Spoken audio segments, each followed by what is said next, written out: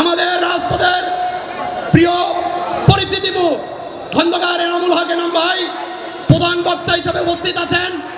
রাজপথের দাবানল শেখ হাসিনার আতঙ্ক, এই ফ্যাসিস্ট সরকার বিতাড়িত করার একমাত্র আতঙ্ক রবিউল ইসলাম নয়ন ভাই এবং ঢাকা মহানগর দক্ষিণ যুব দলের নব কমিটির আহ্বায়ক কমিটির যুগ্ম আহ্বায়কবৃন্দ ও সদস্যবৃন্দ। সময় সংক্ষেপের কারণে নাম নিচ্ছি না।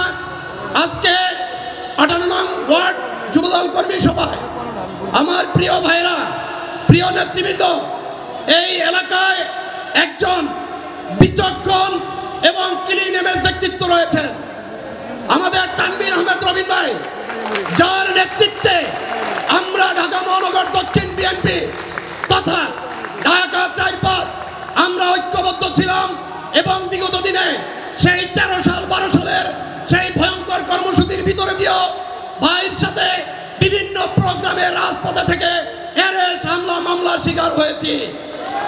প্রিয় সহযোদ্ধা ভাইয়েরা, আমরা একটি জিনিস পরিষ্কার স্পষ্টভাবে বলতে চাই।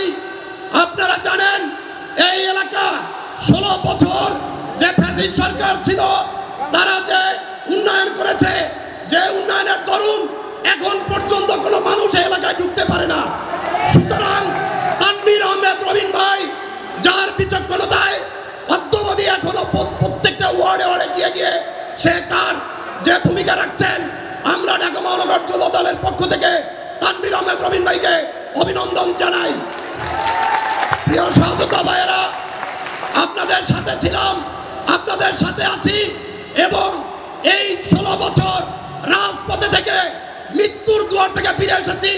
লাস্ট এই আন্দোলন সংগ্রাম এবং আমাদের পরবর্তীতে রাষ্ট্র পরিচালনার ক্ষেত্রে অগ্রণীর ভূমিকায় থেকে সামনের সারিতে থেকে যুদ্ধে অংশগ্রহণ করবো ইনশাআল্লাহ। এই বলে আমি আমার সংক্ষিপ্ত বক্তব্য শেষ করছি। আল্লাহ হাফেজ। বাংলাদেশ জিন্দাবাদ, বাংলাদেশ জাতীয়তাবাদী যুবদল জিন্দাবাদ। তারুণ্যের অহংকার, দেশ নায়ক, ভারপ্রাপ্ত চেয়ারম্যান, ধন্যবাদ।